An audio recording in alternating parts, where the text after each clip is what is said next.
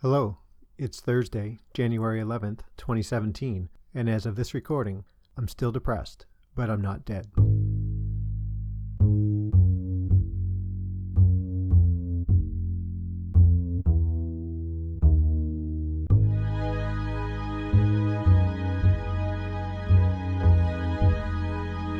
So I've gotten myself into a bit of a Facebook fight. There's the area I live in, there's a community Facebook group, just a way to kind of connect and share ideas, stories. Hey, this fun thing's happening, check this out. And there was a post that went up. Someone was asking for clarification on a previous string of posts about, let's obscure it, squirrels stealing thimbles. A spate of what appear to be squirrels stealing thimbles around the neighborhood. And this gentleman was just looking for information like, hey, what's really come of this? Has there been any factual evidence of squirrels breaking in and stealing thimbles from homes? So I commented on that basically because I have this interest in kind of critical thinking and trying to help other people think about what's going on around them. So I asked some questions, and some people took offense to it. I didn't mean for that. People said, "Oh, you're accusing me of lying," and I don't, no, it's not that. It's not that. It's not that. But I mean, basically, the idea was that in my impression of the whole thing was that there was a considerable amount of hearsay going on. That, hey, someone told me that squirrels are stealing thimbles. Which, okay, that's nice. That's good conversation, but that's not proof. The original post here was someone was asking for what proof is there that this is going on. And there were kind of anecdotes going on too. Like, hey, I saw a squirrel in my front yard and now I can't find my thimble. So clearly that squirrel stole my thimble, right? I mean, it could have been anything. We're in the world, so there's squirrels and thimbles are small. They get misplaced. So, things happen. And then, I asked about, what kind of critical thinking are we really doing here? That, is there a report that this is what's happening? And, in fact, an article that I was pointed to clearly said that, hey, there's maybe a possible link between these squirrels and these thimbles going missing. No indication that, yes, in fact, we have evidence that this is what happened. And someone else said, well, the police were going door to door telling people, be careful because, thimbles are being stolen by squirrels. And, my question to that is does that seem likely that police would be going door to door in 2017, knocking on doors saying, hey, squirrels are stealing thimbles. Watch out. Thank you. Have a good day. Going to the next door. Hey, squirrels are stealing thimbles. Watch out. Going to the next door. And, and I'm not a police officer, never been, don't know a lot about it, but in my opinion, it seems much more likely that someone down the street called the police, said, hey, squirrel stole my thimble. They came out, checked it out, and we're just knocking on some doors nearby saying, hey, have you seen anything? Looking for information to substantiate this kind of complaint. So, yeah, I am in a fight on Facebook in just the past couple days. And before we get going into the show, I do have to say I've been a bit crabby this past week, and maybe that may have led into this kind of let's just say I'm crabby, and I probably should have backed down before I did on the string. Anyway, I just want to remind you guys you can get a hold of me online everywhere. Jamoalki, see on Facebook, facebook.com/Jamoalki. At Jamoalki on Twitter, jamoalki@gmail.com, jamoalki.info for the blog. I do have that text number, 248-648-1419. If you want to drop me a line that way, that would be great. Give me a call on there. Leave me a voicemail. Maybe I'll put you on the show. So yeah, that's that. Let's just get into the show.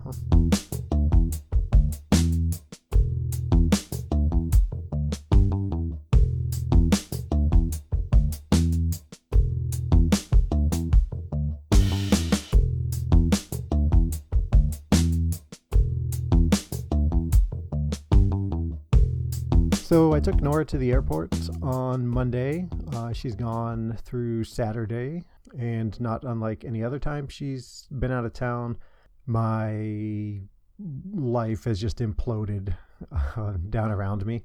But to be fair, I've been kind of struggling a little bit. I think I've mentioned that on the last show. And, I'm kind of going along with how I opened here with the kind of critical thinking. I'm trying to be more aware of maybe reasons why, or a better explanation about how I'm feeling, or maybe more importantly, how I'm not feeling about certain things. So one of the things, or a couple of the things that I've kind of been thinking about the past couple of days since Nora's been out of town is, and some of this isn't new, but how I really kind of rely on her to keep me moving, to kind of keep my mood up, to give me purpose, to help make me go, right? And I've said this kind of stuff before.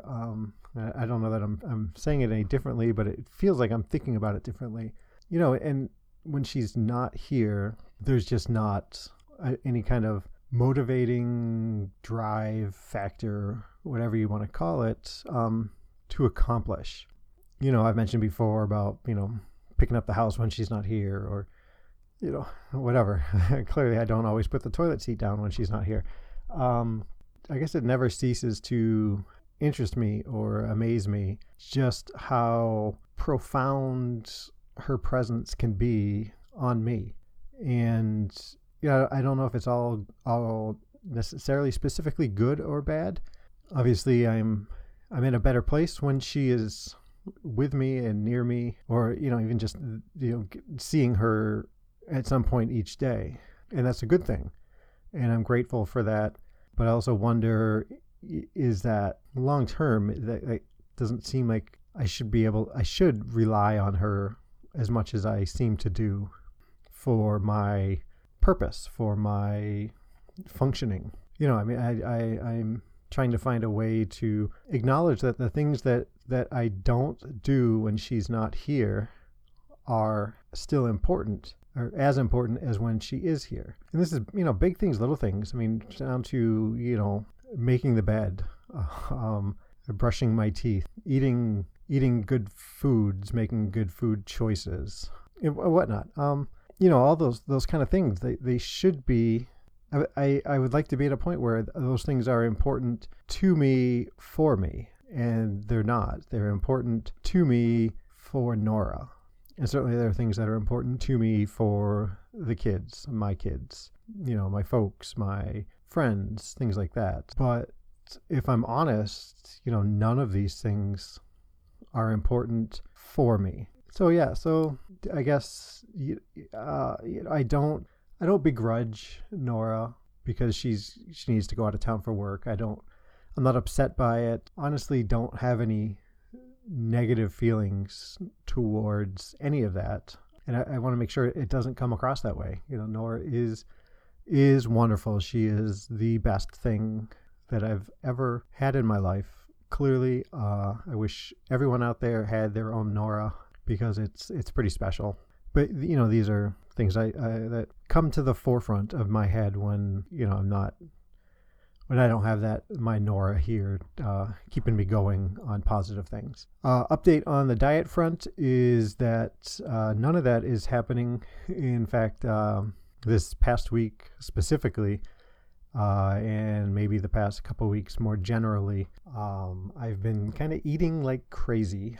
Sweets are suddenly really valuable to me again. Anything covered in maple or caramel is just fantastic, and I can't seem to get enough of them.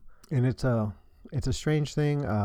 I know that I have this drive, this urge, this desire to eat, and I know that I'm doing it. I know that I'm eating well after I'm full, and I guess I haven't gotten to the point where I understand why. I can guess, depression and feeling empty and blah blah blah blah blah. Find as many cliches maybe as you want, and it's in there somewhere, but I haven't figured out specifically why me, why now, whatever.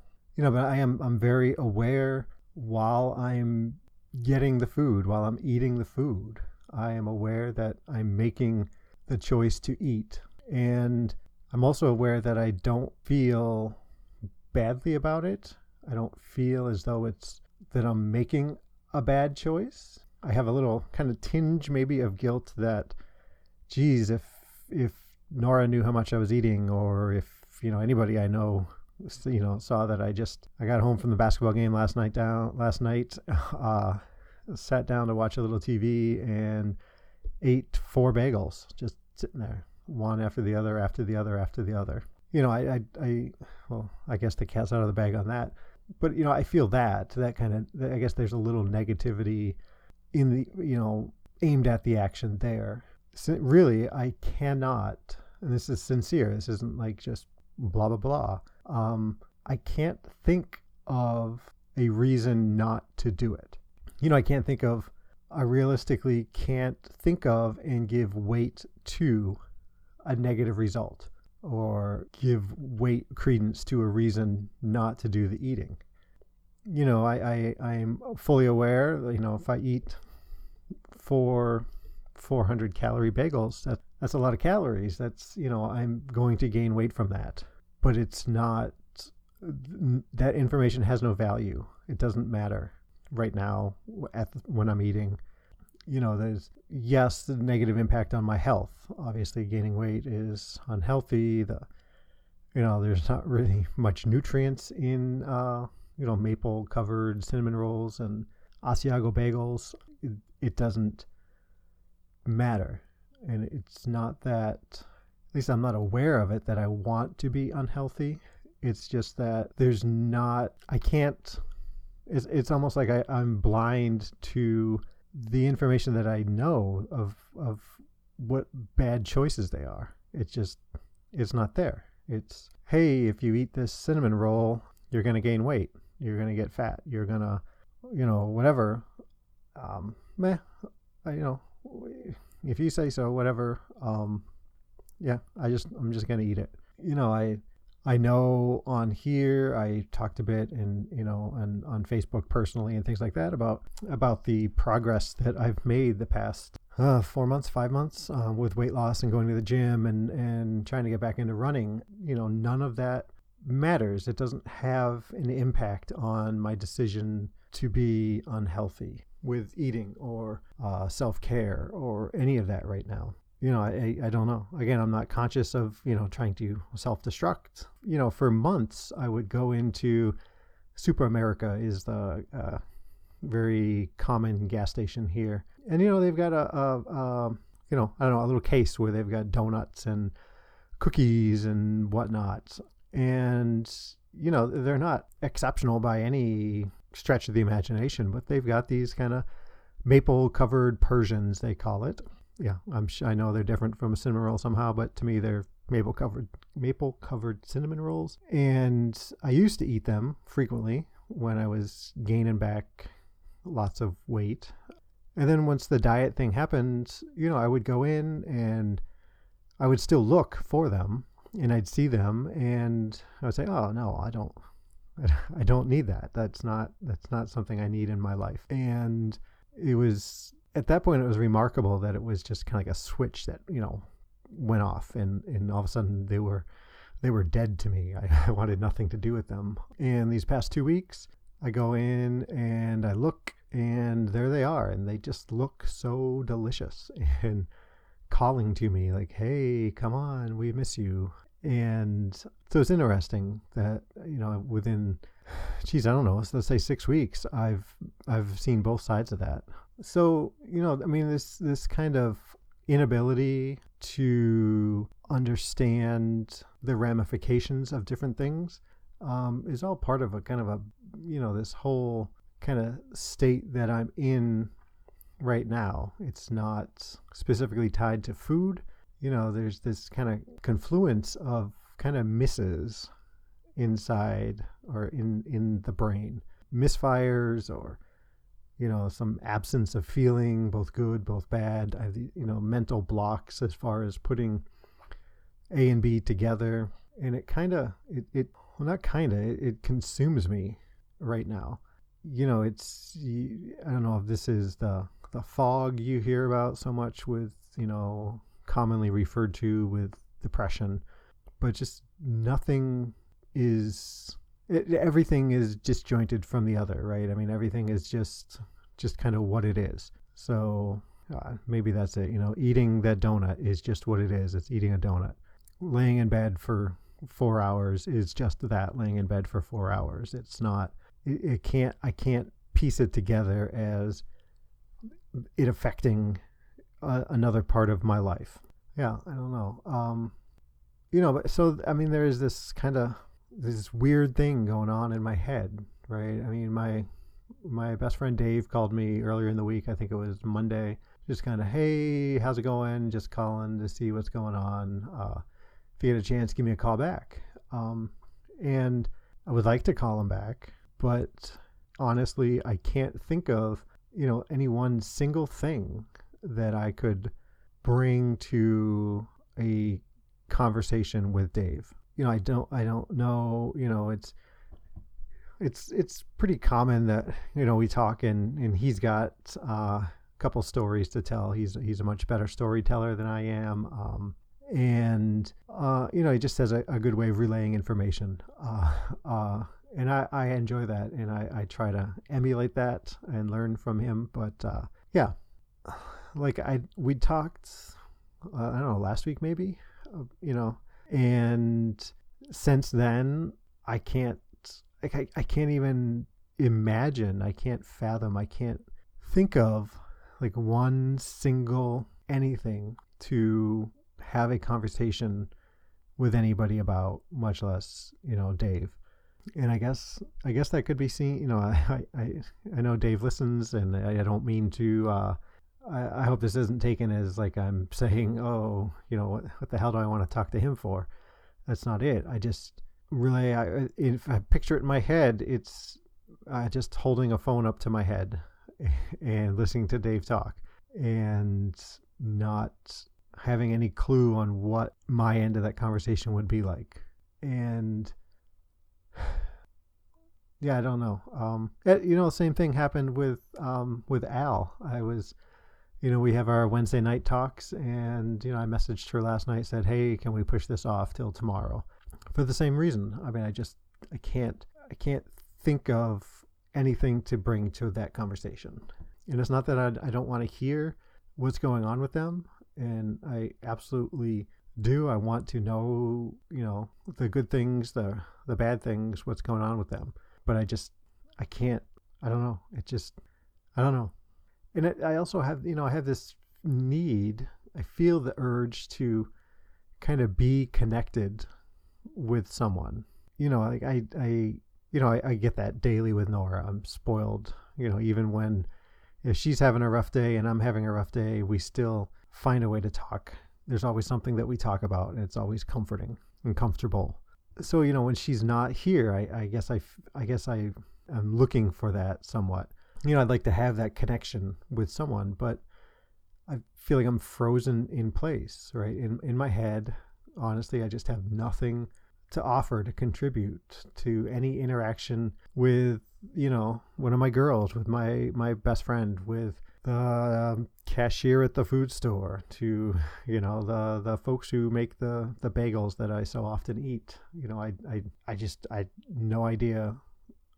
I feel like I don't know. I guess that I can't, like I'm showing here, I have a very difficult time kind of seeing any thought through to its end, right? I'm, I get an inkling of an idea of something I want to say, and, as it's coming out of my mouth, it drops away, and I find myself, what the hell was I talking about this for? Where was I going with this? Yeah, that's if y'all heard the unedited versions of these, you'd really get what I'm saying there. And I'm simultaneously, I guess I'm comforted by withdrawing right now, and while at the same time I'm kind of ashamed of it. Like I don't want, maybe that's part of the hang up of wanting to talk or being able to talk on the phone with Dave or Al or Mom or whatever. I guess maybe I'd be forced to admit to them that, geez, I just haven't done anything in 5 days besides eat, sleep, watch TV, and watch basketball and feed the dogs, right? I don't know. It's like this giant, ugly snowball kind of taking me end over end over end, right? I literally, not like kids these days, I literally went blind or whatever. I literally cannot think of what to say to another person. I cannot think of something to do. So I do what's here. I turn on the TV and I just watch it go by. I cannot, I guess I think of what to feel. It seems odd, but I can't, I don't know what to feel about any situation.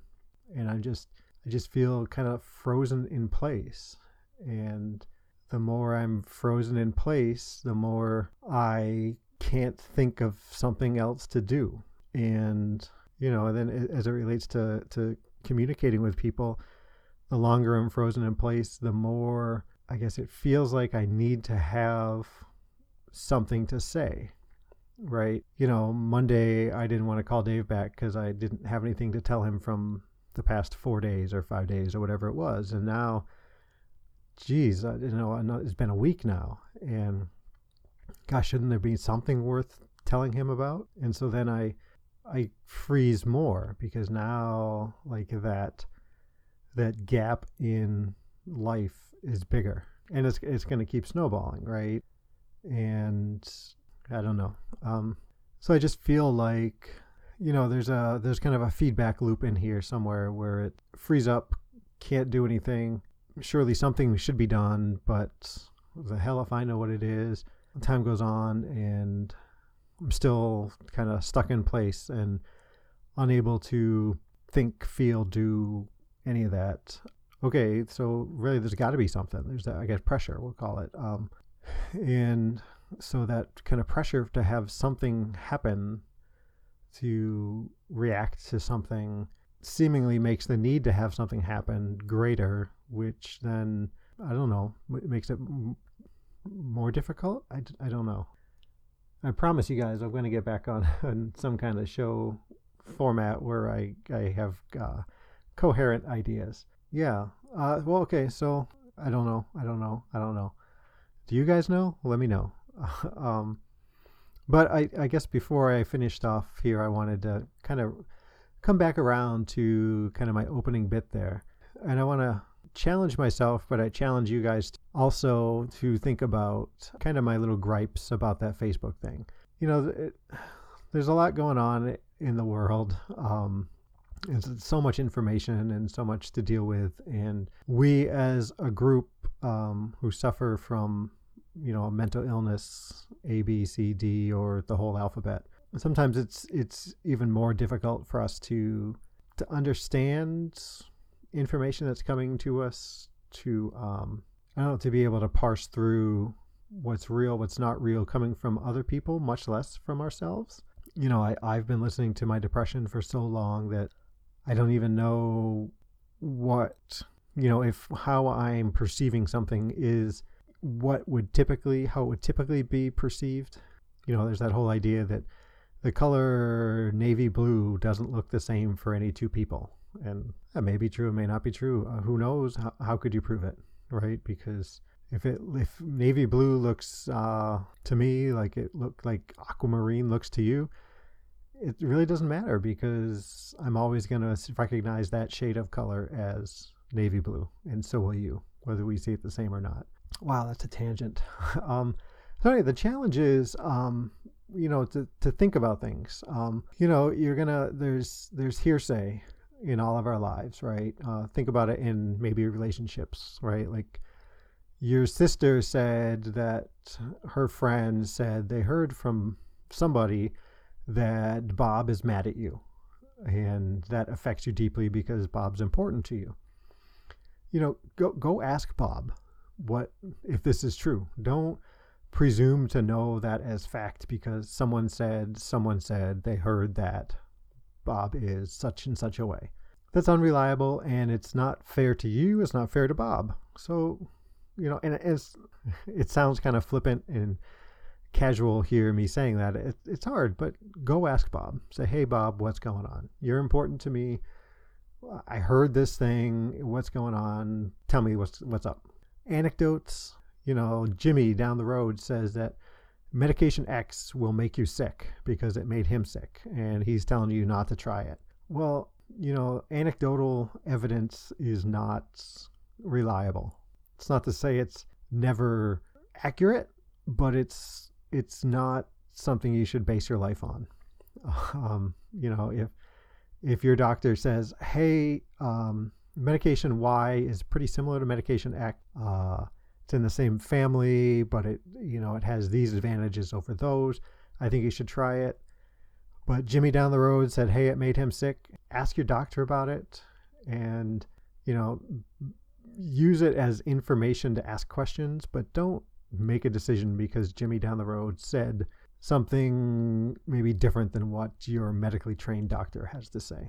And then, critical thinking, which is kind of the hardest one, but, my example for this is, I meet people and I hear them say things like, hey, I've got this depression and I tried to kill myself last year, and my friends and family want me to, get on a prescription medication and go to therapy.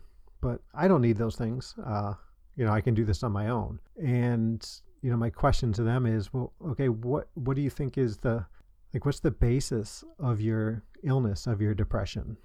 There's, as far as I can tell, is, there's a chemical factor in a lot of us. And then there's kind of social, maybe even emotional problem with others, and also including those of us with the chemical problem. So, if you're going to admit that you have an illness, which one is it, or is it both? And if it's chemical, then you're not going to change that on your own. You need help with that. If it's social, if it's brought on by, a distressing event that's happened in your past, then that's what talk therapy gets at. So don't, the idea of saying, well, I don't need medication or talk therapy, I can get through this, is not necessarily a clear way of thinking about it. And in my mind is not using your mind critically to look at the information you have. So, maybe think about these things in your life, and maybe look at decisions that you've made or you're planning to make on anything, and just evaluate the information that you have. Give it a try. I will admittedly tell you that it's very difficult, and I don't always do a very good job at it myself, but I'm trying. Yeah, I don't know. I'm at 40 minutes and 24 seconds here, and I don't know that I've said a thing. So I guess I'll just close up shop for the day. I do want to thank you all for taking the time to download and listen. I know I've got new listeners who are dabbling, giving me a shot. Hopefully there's some little golden nugget in all of this that makes you think, hey, yeah, I hadn't thought about that. And you come back and listen some more, send me some feedback. Let me know what you like, what you don't like. Yeah. If you download me through iTunes or Stitcher or whatnot, and you have the inclination and ability to leave a review, please give me a 5-star, 4-star, whatever the highest is. Again, just because it helps me show up in search queries for podcasts about depression or mental illness. It's not to pat myself on the back and say, woohoo, I rock. It's more just a way that you can help me get the show out there and hopefully reach someone who could use a little pick-me-up or, help them out somehow. Yeah, everybody, get a hold of me, send me some information, tell me a story, something. Yeah, I hope everybody is doing well. So, yeah, thanks for listening. Everybody be safe and be well.